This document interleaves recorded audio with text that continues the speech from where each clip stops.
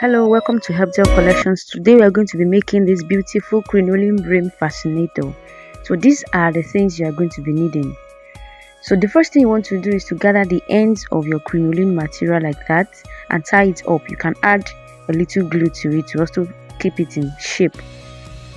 Afterwards, you are going to pull the tiny string at the end of your crinoline. You pull them together so that it gathers the crinoline.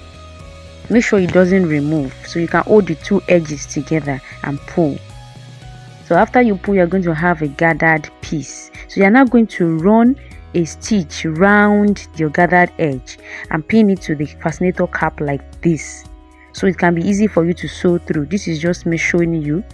Now you're going to take the two edges, the two ends, and you're going to sew them to the fascinator cap.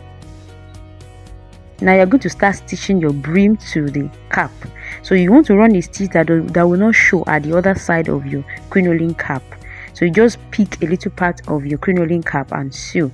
So that is it on how to sew it, and this is me already done with that. So you are going to add your flower, your feathers or whatever to your piece. Simply cover the inside with a pitasham or a ribbon and add your band to it.